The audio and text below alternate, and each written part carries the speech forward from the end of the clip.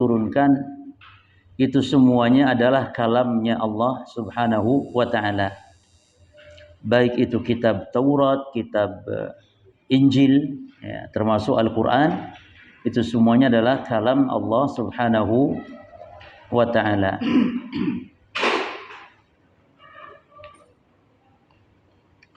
Betul? Atau ada yang ngasih tanda? Masih di pembahasan itu ya?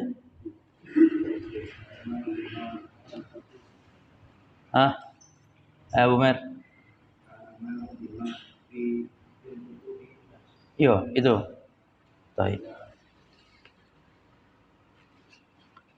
Berarti baca dari sejak itunya ya, al-iman bi al-kutub al-munazzalah, ya. Itu belum dah? Itu sudah dibaca belum? Baik. Berarti masuk pembahasan al-iman bil kutub al-munazzalah, iman kepada kitab yang diturunkan.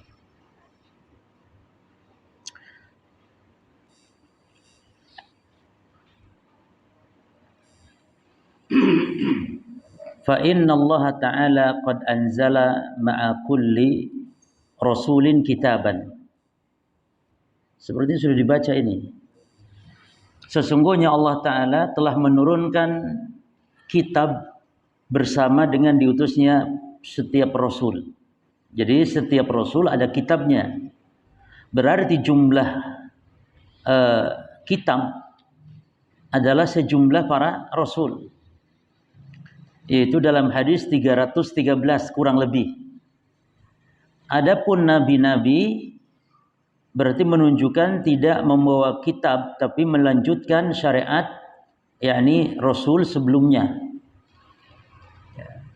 Di sini Allah berfirman dalam surah Al-Hadid, kama qala ta'ala laqad arsalna rusulana bil bayinat, dan sungguh kami telah mengutus para rasul kami dengan membawa penjelasan, wa anjalna ma'ahumul kitab, dan kami telah menurunkan bersama mereka Alkitab. Ya, jadi ayat ini menunjukkan bahwa setiap rasul ada kitabnya. Demikian pula dalam surah Al-Baqarah. Ya, kana nasu ummatan wahidatan fa ba'atsallahu an-nabiyyina mubasysyirin wa mundzirin, lalu wa anzala ma'ahumul kitab. Manusia dahulunya umat yang satu, lalu Allah Ta'ala mengutus para nabi yang memberi kabar gembira dan memberi peringatan, lalu wa anzala ma'ahumul kitab, dan Allah menurunkan bersama para yakni rasul, para nabi itu Alkitab bil haqqi, dengan membawa kebenaran. Ya, dan dua ayat ini menunjukkan bahwa setiap Allah mengutus nabi, mengutus rasul, diturunkannya kitab. Tapi isyarat dalam surah Al-Hadid bahwa yang diberi kitab adalah para rasul saja. Kitab-kitab yang Allah sebutkan kepada kita totalnya, yang disebutkan namanya, yang disebutkan dalam Quran, itu totalnya 6 kalau suhuf Musa itu bukan Taurat. Kalau suhuf Musa bukan Taurat. Tapi kalau suhuf Musa juga dia adalah Taurat, maka yang disebutkan berarti 5. Apa yang 5 itu? Yang pertama Taurat, yang pertama. Yang kedua Injil. Yang ketiga Zabur. Yang keempat apa? Al-Quran. Yang kelima suhuf Ibrahim, yang kita tahu namanya ya. Yang kelima suhuf Ibrahim. Adapun yang keenam, jika suhuf Musa bukan Taurat, berarti yang keenam suhuf Musa. Adapun kalau suhuf Musa dan Taurat itu sama, itu juga berarti cuma berapa? 5 saja. Namun yang tidak disebutkan oleh Allah seperti dalam ayat ini dalam surah Al-Hadid bahwa setiap rasul itu ada kitabnya, maka kita imani secara global walaupun kita tidak mengetahui nama-nama kitab tersebut. Taib. Maka para jemaah, berarti iman kepada kitab yang pertama disebutkan oleh mu'alif di sini adalah mengimani bahwa Allah telah menurunkan kitab-kitab kepada setiap para rasul. Nah, itu yang pertama. Lalu yang kedua, fanu'minu bihadihil kutub. Maka beriman kepada kitab-kitab ini, wa na'lamu annaha min indillahi, maka kita meyakini bahwa kitab semua itu dari sisi Allah Subhanahu wa taala. Imtisalan liqaulihi, sebagai bentuk realisasi terhadap firman Allah. Sebagai bentuk kita melaksanakan perintah Allah, yakni mengimani bahwa semua kitab berasal dari Allah, di sisi Allah. Ini yang kedua ya, yaitu Allah berfirman, qulu amanna billahi wa ma unzila ilaina. Katakan oleh kalian, kami telah beriman kepada Allah dan beriman kepada apa yang diturunkan kepada kami, wa ma unzila ila Ibrahim wa Ismaila wa Ishaqa wa Yaquba wal asbat, dan juga beriman terhadap apa yang diturunkan kepada Ibrahim, kepada Ismail, ya, kepada Ishaq, kepada Yaqub wal asbat dan anak keturunannya, wa ma utiya Musa wa Isa, dan apa yang diturunkan kepada Musa dan Isa, wa ma utiya nabiyyuna min rabbihim, dan apa yang diberikan kepada para nabi dari Rabb mereka, la nufariqu baina ahadin minhum, kita tidak membedakan seorang pun dari mereka kalangan para nabi, wa nahnu lahu muslimun, dan kita kepada Allah, hanya kepada Allah kita berserah diri. Ayat ini menunjukkan bahwa kitab-kitab tersebut datang dari sisi Allah Subhanahu wa taala. Ya. Dan juga ayat yang lain dalam surah An-Nisa, Allah berfirman, wa qauluhu, dan firman Allah taala, ya ayyuhalladzina amanu, wahai orang-orang yang beriman. Kalau ada lafaz ya ayyuhalladzina amanu dalam Quran, ada dua faedah ya, kemarin sudah kita jelaskan. Faedah pertama bahwa ayat ini adalah madaniyah, yang diturunkan setelah Nabi hijrah ke Madinah. Terus yang kedua, kalau Allah mengawali dengan ya ayyuhalladzina amanu, berarti ada kebaikan yang Allah akan sebutkan atau ada keburukan yang Allah akan larang. Abdullah bin Mas'ud mengatakan, idza sami'tumullaha yaqulu ya ayyuhalladzina amanu far'a sam'ak. Apabila engkau mendengar Allah berfirman ya ayyuhalladzina amanu, wahai orang-orang beriman, maka pasang telinga, buka telinga baik-baik. Yani simak baik-baik. Fa innahu khairun yu'maru bihi wa syarrun yunha anhu.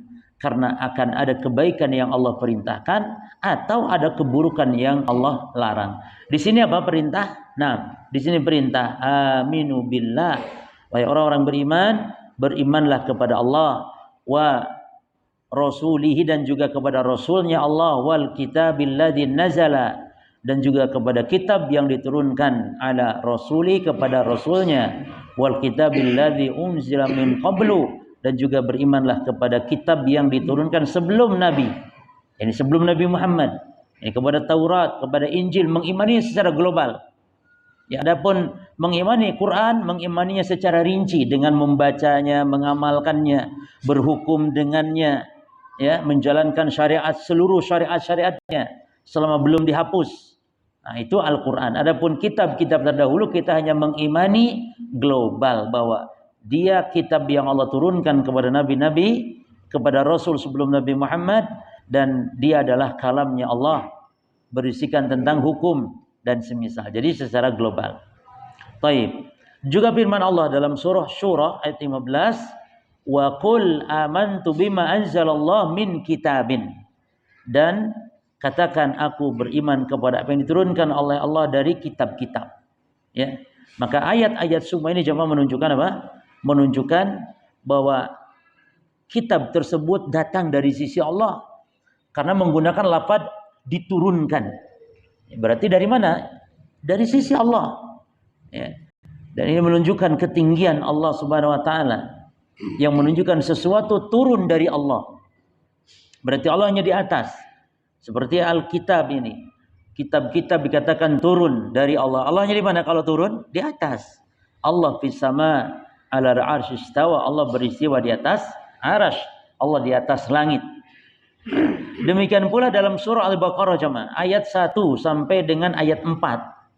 Itu di antara sifat orang beriman adalah beriman kepada kitab. Allah menyebutkan alif lam mim dzalikal kitabu la raiba fihi hudal lil muttaqin alladzina yu'minuna bil ghaibi wa yuqimunas salata wa mimma razaqnahum yunfiqun. Lalu walladzina yu'minuna bima unzila ilaika wa ma unzila min qablika wa bil akhirati hum yuqinun. Ya. 4 ayat ini Allah menyebutkan sifat orang beriman dalam 4 ayat saja. Dan Allah menyebutkan sifat orang kafir setelahnya 2 ayat saja. Ya. Dan Allah menyebutkan belasan ayat setelah itu sifat orang-orang apa jemaah? Munafik. Ya, ini menarik sekali di awal Al-Baqarah ini. 4 ayat Allah sebutkan sifat orang mukmin, 2 ayat Allah sebutkan sifat orang kafir. Innal ladzina kafaru sawa'un 'alaihim andartahum am lam tunzirhum la yu'minun khatamallahu ala qulubihim dan seterusnya. Lalu setelah itu belasan ayat Allah sebutkan sifat orang-orang munafik dari mulai wa minan nasi man yaqulu amanna billahi bil yaumil akhir dan seterusnya sampai akhir. Ini menunjukkan apa jemaah? Bahayanya kemunafikan. Sifat kafir saja cuma 2 ayat. Tapi ketika menjelaskan munafik, sifat kemunafikan sampai belasan ayat. Bahkan ada surat khusus. Surah apa? Al-Munafiqun. Ya. Taib syahidnya dalam ayat ini, surah Al-Baqarah, dicantumkan di ayat yang keempat. Ya. Itu walladzina yu'minuna bima unzila ilaika wa ma unzila min qablika. Taib. Ini yang kedua ya.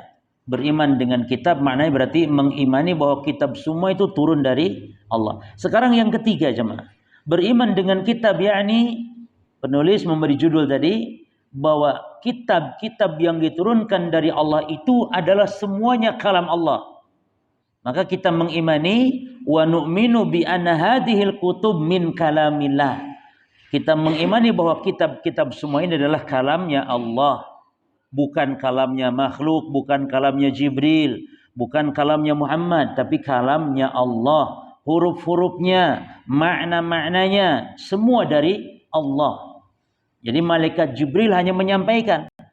Malaikat Jibril mendengar dari Allah, lalu malaikat Jibril menyampaikan kepada Nabi Muhammad SAW. Jadi inilah akidah Ahlussunnah tentang Al-Quran jemaah. Bahwa Quran kalamullah. Yang kedua munazzalun.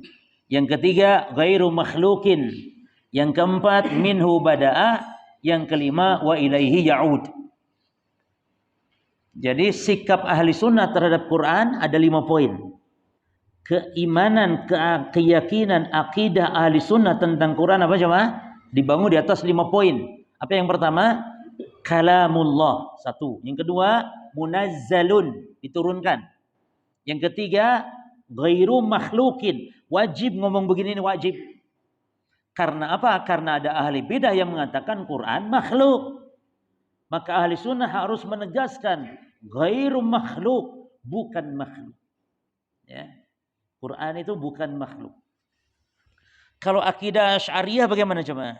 Kalau Jahmiyah mengatakan Quran makhluk, Mu'tazilah mengatakan Quran makhluk. Karena mereka enggak mempercayai sifat kalam, sifat bagi Allah, enggak percaya, enggak mengingkari mereka sifat kalam. Maka tentu mengatakan enggak mungkin mereka mengatakan Quran kalamnya Allah karena mereka mengingkari sifat kalam. Ya. Dan penyimpangan para jemaah, penyimpangan tentang sifat Allah yang pertama muncul yang diingkari ini sifat kalam ini jemaah. Itu orang yang bernama Al-Ja'ad bin Dirham namanya. Jadi si Ja'ad bin Dirham ini gurunya Jaham bin Safwan. Dia ini mengingkari sifat apa? Yang pertama kali muncul kesesatan tentang sifat. Yang diingkari adalah sifat kalam bagi Allah. Allah tidak bicara. Allah tidak mengajak bicara kepada Musa. Ya. Jadi sifat kalam diingkari. Padahal jelas dalam Quran. Wa kalamallahu Musa taklima. Allah berfirman dalam Quran banyak. Yani wa id qala rabbuk wa id qala rabbuka wa id qala, dan ingat ketika Allah ngomong qala, Allah berfirman, ini kan kalam Allah. Ada lagi hadis qudsi, Nabi bersabda qala ta'ala, Allah berfirman. Ya kok bisa diingkari? Cuman bisa karena mereka mengatakan kalau Allah bisa ngomong berarti kayak kita makhluk. Makhluk kan bisa ngomong, suaranya terdengar. Allah enggak mungkin. Sehingga mereka dahulukan akal para jemaah. Taib. Lalu kalau Asy'ariyah bagaimana jemaah? Asy'ariyah seolah ingin bersama ahli sunnah mengatakan Quran kalamullah. Tapi ono tapi nenek Asy'ariyah. Tapi maksud kalam di sini artinya makna. Yani karena Asy'ariyah meyakini sifat kalam itu kalam Allah itu kalam binafsihi jemaah. Tidak terdengar, Allah tidak memiliki suara. Kalau menurut ahli sunnah kalam Allah itu masmu'un, lahu sautun. Allah itu kalamnya terdengar.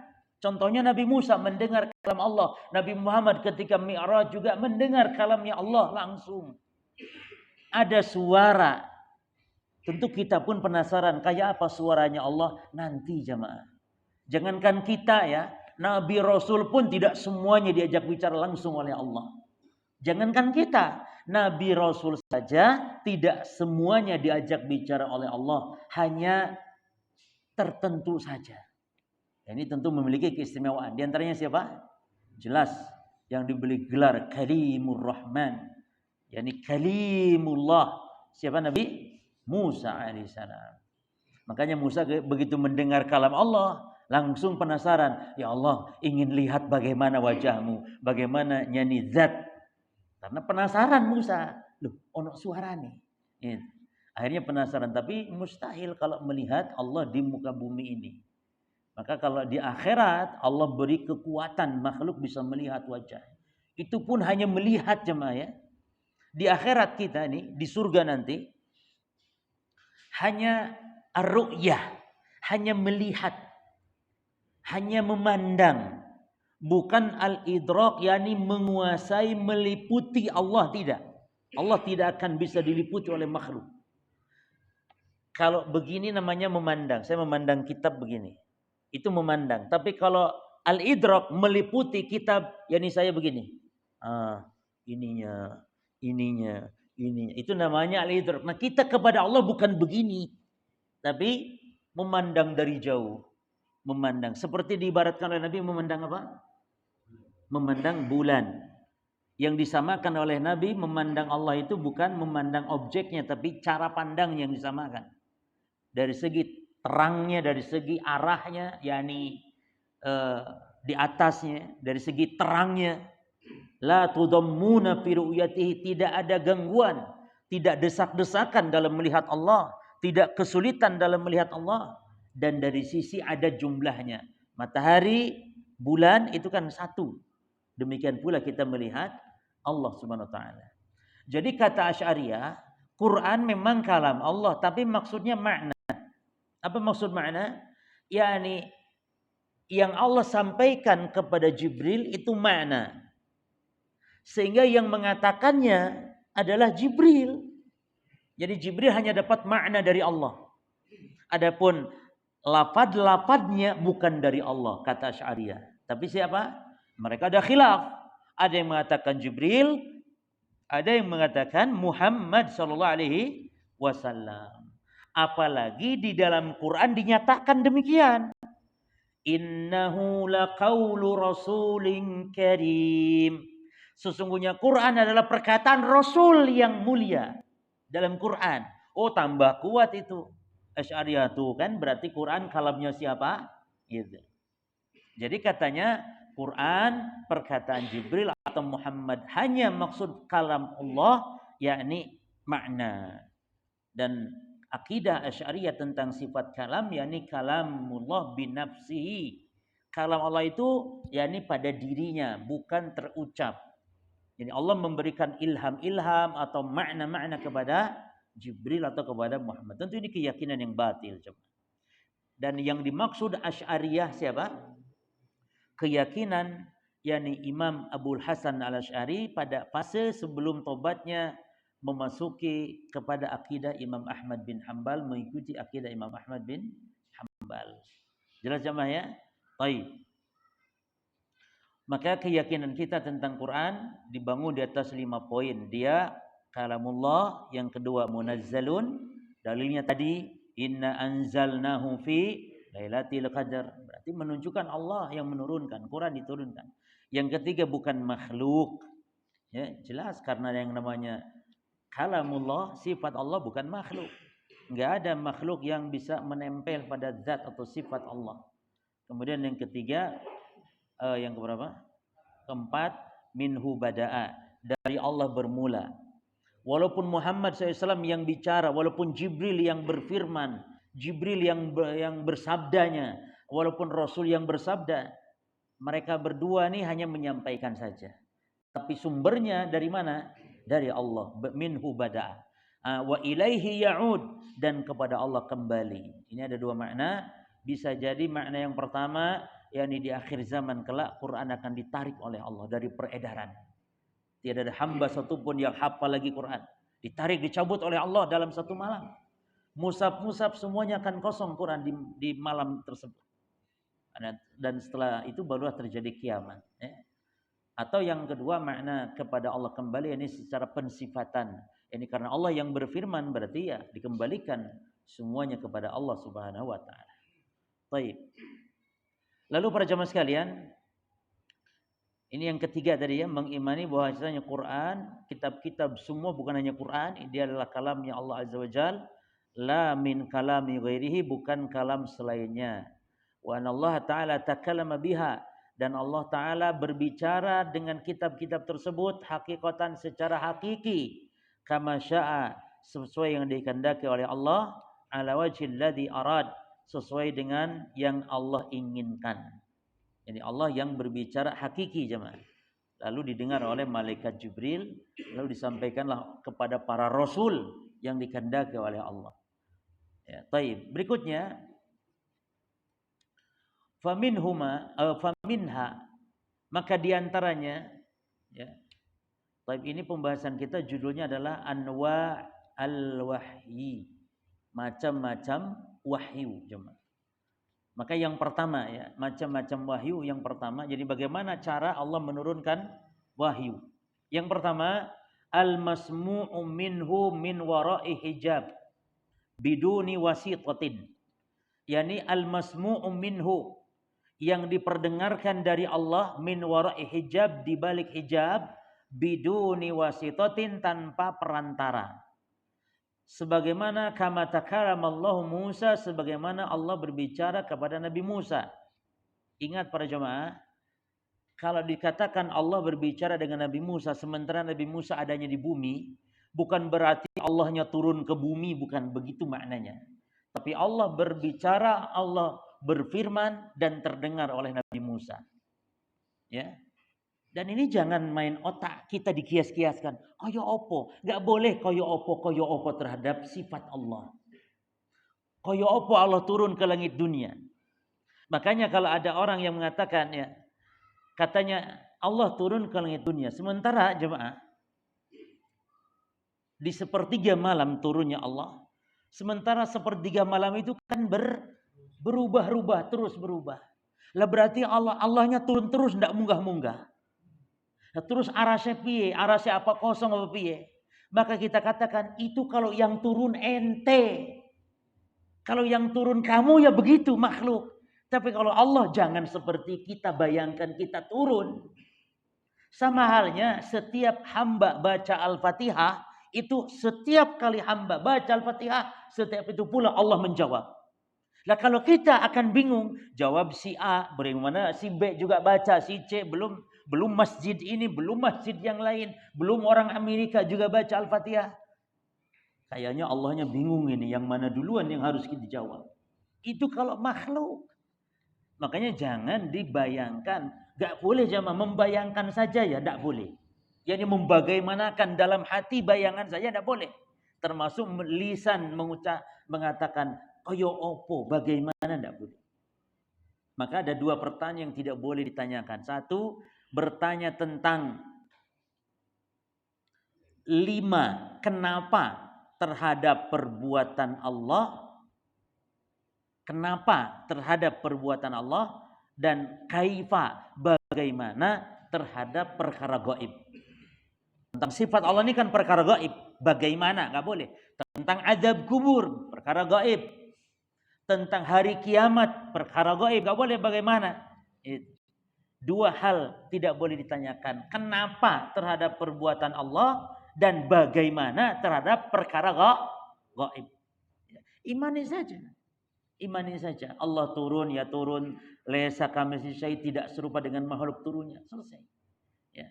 Baik. Jadi cara wahyu turun atau cara Allah menyampaikan wahyu yang pertama apa jemaah? Al-masmu'u minhu min wara'i hijab biduni wasithah. Yani dengan memperdengarkan dari Allah di balik hijab, di balik tabir tanpa ada perantara. Sebagaimana Allah Ta'ala berfirman kepada Musa, takliman, dengan satu pembicaraan atau satu perkataan, ya, biduni wasitotin, tanpa perantara. Dasarnya Al-A'raf 143. Allah berfirman, walamma ja'a Musa limiqatina wa kalamahu rabbuhu. Ini nih Jahmiyah nggak bisa merubah domir rabbuhu di sini. Jadi kalau rabbuhu itu kan berarti fa'il, subjeknya. Jadi yang ngomongnya itu rabbuhu.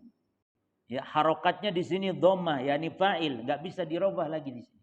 Menunjukkan yang ngomong itu Allahnya, bukan Nabi Musanya yang ngajak ngomong kepada Allah. Tapi giliran ayat wa kalamallahu Musa takliman, di situ masih bisa dipermainkan oleh orang-orang Jahmiyah. Jadi mereka robah wa kalamallaha, diganti. Kalau Allahnya itu lafdzul jalalah Allahnya dirobah menjadi fathah, artinya mansub itu menjadi objek, dan Nabi Musanya menjadi subjeknya yang ngajak bicaranya Musa. Tapi giliran di surah Al-A'raf 143 bingung mereka, nggak bisa. Karena di sini dengan tegas, walamma ja'a Musa limiqatina, manakala datang Nabi Musa untuk memenuhi janji dengan kami, kata Allah, wa kallamuhu rabbuhu, dan Robnya ngajak bicara kepada Musa, bukan Musa yang ngajak bicara kepada Allah. Ya. Jadi kalau Al-A'raf 143 sulit untuk ditahrif, dirubah, sulit, karena di sini tegas rabbuhu, ya. Karena ada kalamuhu.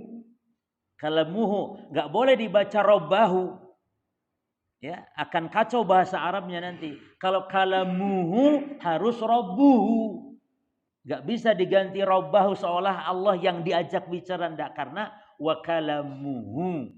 Ya, berarti di sini domir ya kembali kepada Rabb, yaitu Allah yang ngajak bicara kepada Nabi Musa. Demikian pula di dalam surah Al-A'raf 144-nya Allah tegas mengatakan, qala ya Musa inni istafaituka 'alan nas, wahai Musa, sungguh aku telah memilihmu di antara manusia, ini menjadi rasul, wa birisalati, yakni dengan apa dipilih Musa oleh Allah? Dengan kerasulan. Lalu kata Allah wa bikalami, dan dengan kalamku, yakni diajak bicara langsung oleh Allah. Jelas jemaah ya? Baik. Ya, ini yang pertama, begitu cara Allah menurunkan wahyu. Yang kedua, wa minha, diantaranya ma yusmi'uhu Allahu ta'ala ar-rasul al-malaki, yaitu Allah memperdengarkan wahyu tersebut kepada rasul kalangan malaikat, yaitu Jibril. Ya, wa ya'muruhu, dan Allah perintahkan Jibril bitablighihi minhu ila rasulil bashari. Allah perintahkan Jibril untuk menyampaikan kalam dari Allah tadi kepada rasul manusia, yaitu para rasul Nabi Muhammad dan yang lain-lain. Ya, jadi rasul ada dua, ada rasul malaki, ada rasul bashari. Rasul malaki, malaikat, utusan-utusan Allah kalangan malaikat. Adapun rasul bashari, rasul-rasul Allah, utusan Allah dari kalangan manusia. Ya. Qala ta'ala, Allah Ta'ala berfirman di surah Syura. Allah mengatakan, wa ma kana li basharin an yukallimahullahu illa wahyan. Ya. Dan tidaklah Allah mengajak bicara ya dari manusia kecuali wahyu, au min wara'i hijab, atau di balik tabir, au yursila rasulan, atau Allah utus rasul. Nah, Allah utus rasul jadi dari kalangan malaikat. Ya. Taib, yang ke berikutnya jemaah. Taib, kama annal iman bil kutub, sebagaimana iman kepada kitab juga beriman. Perhatikan di sini, di antara iman kepada kitab-kitab itu adalah beriman yatadammanul imana, yang berkonsekuensi mengimani bikulli ma fiha minasyara'i, Mengimani terhadap setiap yang terkandung dalam kitab-kitab tersebut berupa syariat-syariat, ya, berupa syariat-syariat. Wa kana wajiban 'alal umam, yang mana wajib setiap umat yang diturunkan kitab tersebut. Kalau kita kan Quran, maka wajib bagi kita sebagai umat yang alladzina nazalat ilaihim, yang kitab tersebut diturunkan kepada mereka, al-inqiyadu laha, tunduk kepada syariat-syariat tersebut, wal hukmu bima fiha, dan berhukum dengan apa yang ada di dalam kitab tersebut. Kalau kita tunduk dan berhukum kepada Quran. Kalau umat Nabi Musa, ya tunduk dan berhukum kepada kitab apa? Syariat yang ada dalam Taurat. Demikian.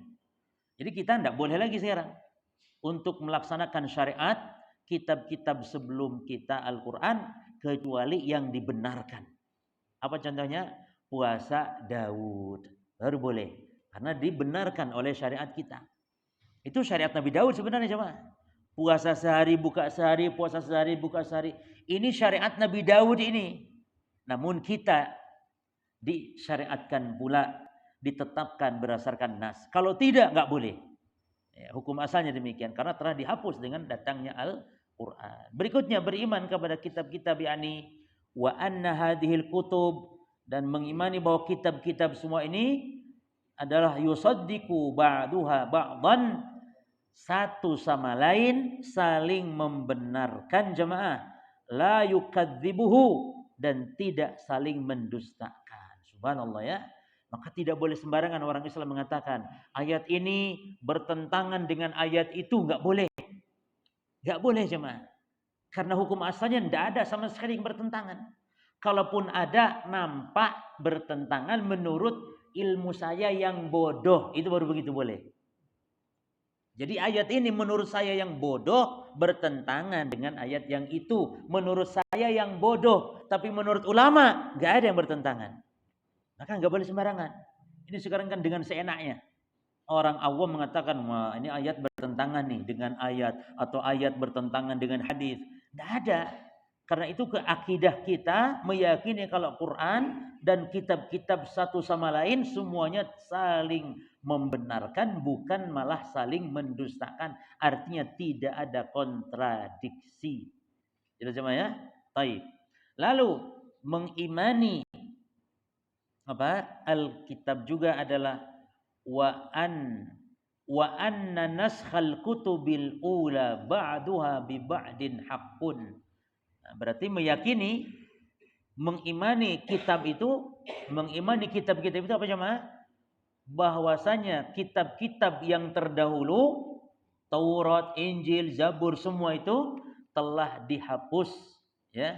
Ini ada ada penghapusan hukum antara satu kitab dengan kitab yang lainnya, sebagaimana kama nusikha ba'du syara'i Taurat bil Injil, sebagaimana sebagian syariat yang ada dalam Taurat dihapus oleh Injil. Jadi kitab Injil ini kitab yang berisikan syariat para jamaah, hanya saja sangat sedikit perbedaannya dengan kitab Taurat. Dan diantaranya ada kitab Injil ini syariatnya menghapus apa yang ada pada syariat kitab Taurat. Qala ta'ala fi Isa alaihi salatu wassalam, Allah Ta'ala berfirman tentang Nabi Isa, wa musaddiqan lima baina yadayya minat Taurati, ya, dan yakni membenarkan, jadi Nabi Isa membenarkan terhadap apa yang ada padaku, ya, dari kitab Taurat. Yani artinya Injil membenarkan apa yang ada di dalam Taurat. Wali uhila lakum ba'dalladzi hurrima alaikum, dan juga kitab Taurat, kitab Injil ini kata Nabi Isa, ya, Allah hikayatkan ucapan Nabi Isa, dan menghalalkan bagi kalian sebagian yang diharamkan atas kalian dulu dalam kitab Taurat, yang dihapus oleh Injil beberapa hukum. Demikian pula Al-Quran, jemaah. Di dalam Quran itu juga menghapus kitab-kitab sebelumnya. Jadi Injil menghapus Taurat sebagian hukumnya, dan Quran bahkan menghapus kitab-kitab sebelumnya, kitab-kitab samawi sebelumnya. Dalam surah Al-Maidah ayat 48 dasarnya, musaddiqan lima baina yadayya minal kitabi wa muhaiminan alaihi, dan membenarkan kitab yang ada padaku ini dan jadi batu ujian bagi kitab-kitab sebelumnya. Kata Nabi Muhammad, ya, Al-Qur'an ini sebagai batu ujian, yakni sebagai penghapus gitu. Demikian pula Allah berfirman, wa ma huwa illa dzikru lil alamin, dan Al-Qur'an tidaklah kecuali menjadi peringatan bagi segenap alam. Lah kalau segenap alam berarti hukum-hukum dahulu, yang mana kalau kitab dulu hanya berlaku bagi kaum-kaum tertentu, maka ketika Quran berlaku bagi semua alam, berarti hukum yang dulu jelas terhapuskan dengan sendirinya oleh Al-Qur'an. Baik. Nah, yang dihapus ini apa jemaah? Yang dihapus ini syariat-syariat, ya. Bukan akidah, bukan. Enggak ada akidah perbedaan dan penghapusan, enggak ada. Termasuk berita-berita, enggak ada yang dihapus. Sebab kalau berita dihapus berarti Allah dusta. Ya. Jadi kalau berita, akidah, enggak ada yang dihapus. Yang dihapus berkaitan hukum. Demikian adalah ada istilah nasikh dan mansukh. Yang berikutnya beriman dengan kitab, yakni beriman wal imanu bi kutubillahi, beriman dengan kitab-kitab Allah, yajibu ayyakuna ijmalan fima ujmila wa tafsilan fima fussila. Mengimani kitab-kitab Allah yakni wajib mengglobalkan pada apa yang global dan merincikan apa yang rinci. Artinya beriman kepada Taurat, kepada Injil, ya, ini kita global. Adapun beriman dengan kitab kita Al-Quran yang Allah menurunkannya kepada kita, maka mengimaninya secara rinci. Ya. Jadi hak Al-Quran itu cuma pertama dibaca, ya, pertama. Yang kedua ini kita mengamalkannya, atau yang kedua mentadaburinya. Jadi kita baca itu ada baca biasa, ya biasa. Wabil akhirati hum yuqinun ulaika ala hudan min rabbihim wa baca biasa. Walaupun enggak tahu maknanya enggak masalah, baca. Itu yang pertama. Yang kedua, tadabbur. Baru pahami makna. Supaya dapat faedah jemaah. Makanya Allah memuji jin. Allah memuji jin. Itu karena ketika Quran dibaca oleh Rasulullah, jin itu menyimak, memahami maknanya, mentadaburinya. Sehingga Allah memuji mereka.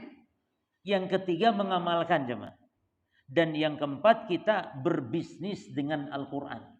Bagaimana berbisnis dengan Al-Quran? Yani berbisnis dengan Allah dengan cara kita membaca Al-Quran. Karena berbisnis dengan Allah itu tijaratan lan tabur, yakni bisnis yang tidak akan pernah merugi. Bagaimana berbisnis dengan Allah? Dengan cara membaca Al-Quran.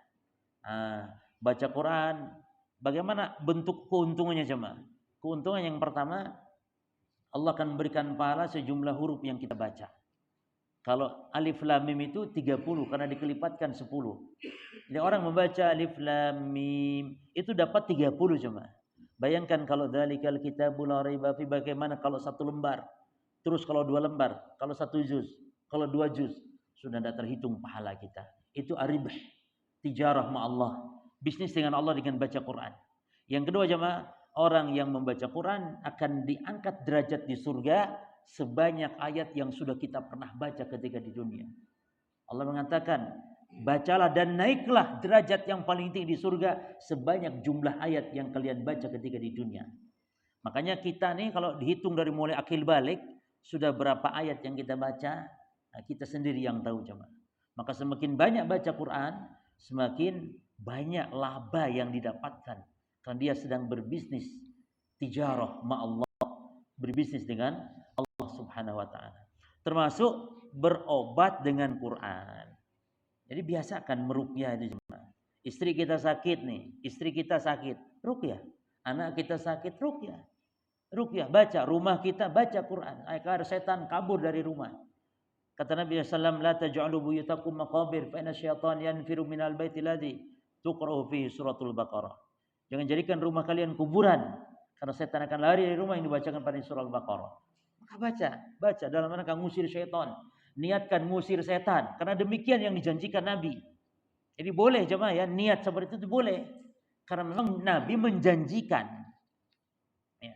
Tapi kalau tidak ada janji dari Nabi, lalu diniatkan untuk itu, enggak boleh. Contoh, sholat duha, niat untuk gampang rizki. Ini enggak ada kaitan ini. Biasanya manusia itu ketika sholat duha harapannya rizki karena ada doa yang tidak sahih beredar di masyarakat.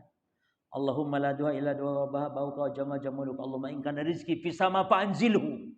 Ya Allah, kalau rizki di langit maka turunkan. Jadi karena doa yang enggak benar ini tadi kaitannya rizki, sehingga diyakinilah sholat duha untuk apa? Kemudahan rizki. Ini keliru jemaah. Sudah? Baik. Setelah ini kita baca Bulughul Maram. Kita baca singkat jemaah ya. Kita baca Bulughul Maram, hadis-hadis hukum supaya ada variasi. Ya. Sampai mana tadi? Ini saya tak gini aja, wis tak kasih tanda cuma. Hah? Oh, pusila ya, taib. Oh ini ya, taib. Barakallahu fiik.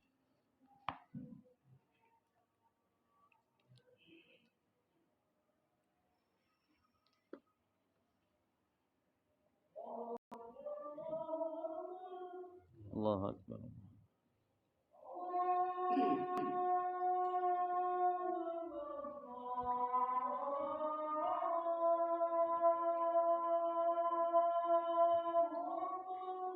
Allahu Akbar, Allahu Akbar.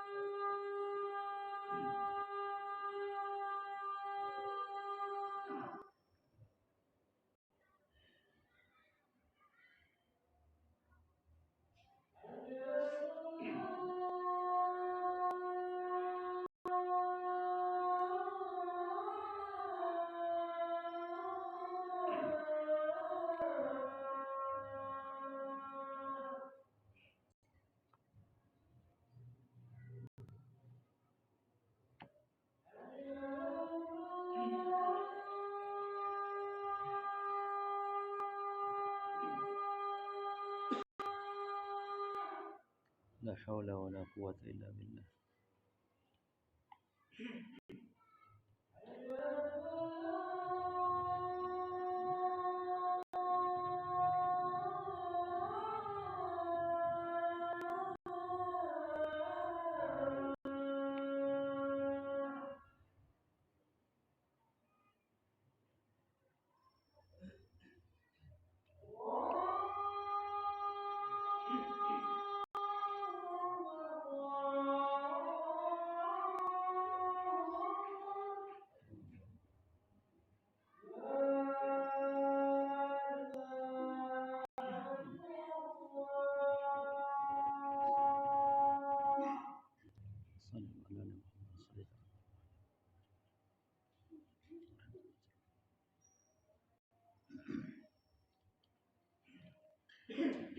Bismillah, alhamdulillah, wassalatu wassalamu ala rasulillah wa ba'd. Para jamaah sekalian, kita di sesi kedua kita baca secara singkat faedah-faedah penting dari kitab Bulughul Maram, kitab yang berisikan kumpulan hadis-hadis hukum. Kita baca Kitabut Taharah, Babul Miyah, bab tentang air. Yang pertama hadis dari Abu Hurairah, qala Rasulullah sallallahu alaihi wasallam fil bahr. Nabi SAW bersabda tentang air laut. Nabi mengatakan huwa tahuru ma'uhu al-hillu maitatuhu. Laut itu airnya suci, bangkainya halal. Para jamaah sekalian, hadis ini awalnya adalah pertanyaan seorang sahabat kepada Rasul, ya Rasulullah, kami berlayar, yakni di lautan. Lalu kami bawa sedikit bekal air. Kalau kami wudu pakai air bekal kami kehausan nantinya. Nah, apakah boleh kami wudu dari air laut? Maka Nabi mengatakan, laut itu airnya suci, namun Nabi tambah. Jadi bonus jawaban. Sahabat kan hanya cuma air saja kan?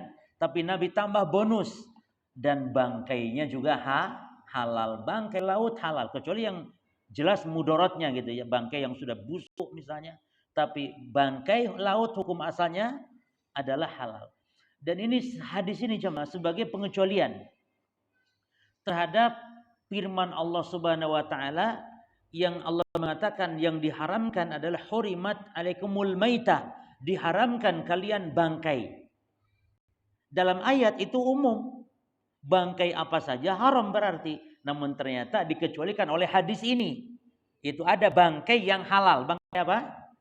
Bangkai laut. Oleh karenanya hadis ini memberikan beberapa faedah. Yang pertama, coba kita akan bahas, kita akan ambil beberapa faedah saja sebelum kita qomat ya. Yang pertama, jawaz rukubil bahr. Yang pertama, boleh berlayar di lautan. Boleh, nggak ada larangan. Bahkan Allah telah menunjukkan dalam Quran tentang kebolehannya berlayar di lautan, yaitu surah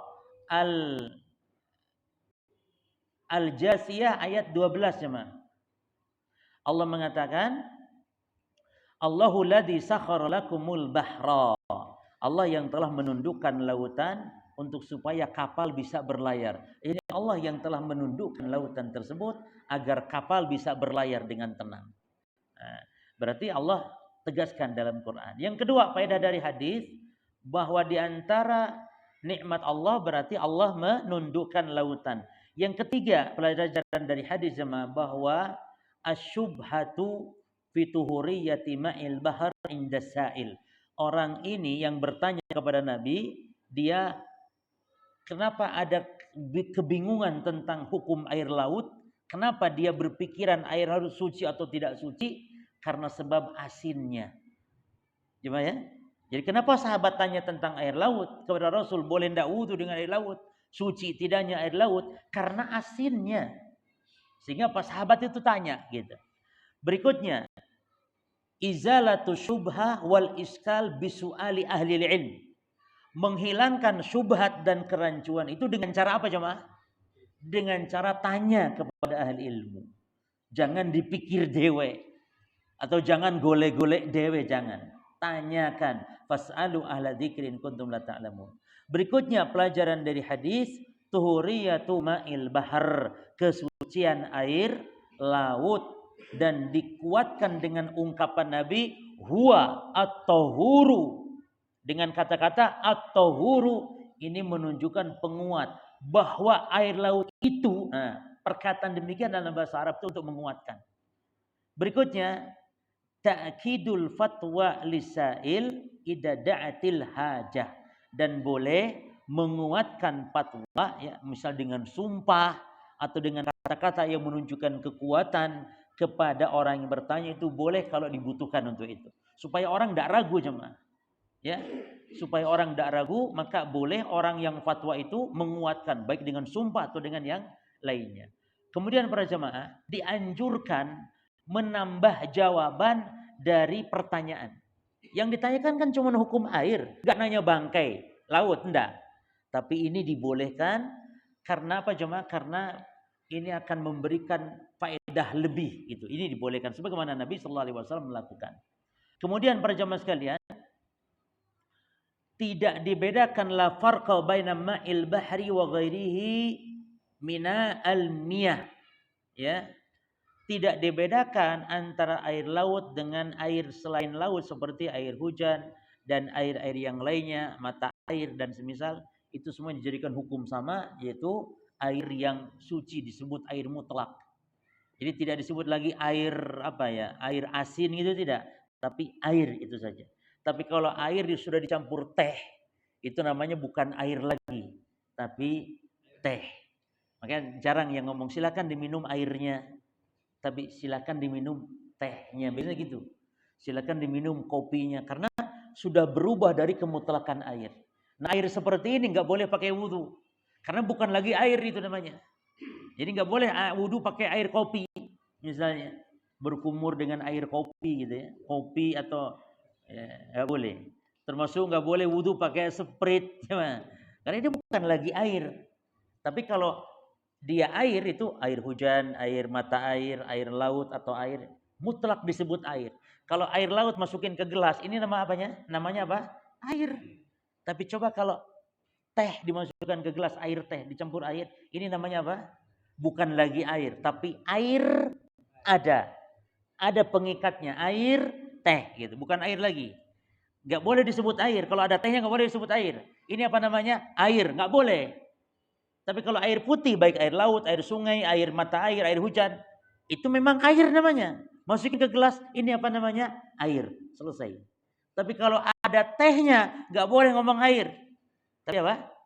Air teh atau bahkan teh saja. Baik. Berikutnya, takhsisul Quran bisunnah. Nah, jadi sunnah bisa menghususkan Quran. Dalam Quran kan umum tadi bangkai. Semua bangkai haram dalam Quran. Ternyata datang dalam sunnah menghususkan hukum Quran yang masih umum. Yaitu ada bangkai yang khusus, yang halal. Bangkai apa? Bangkai laut. Jadi laut, jemaah, bangkai laut termasuk. Bangkai ikan hiunya, bangkai ikan pausnya pokoknya. Bahkan ada sahabat, Jabir bercerita, sahabat ketika perang Khobat namanya. Khobat itu dedaunan, karena sahabat kelaparan itu sampai makan dedaunan.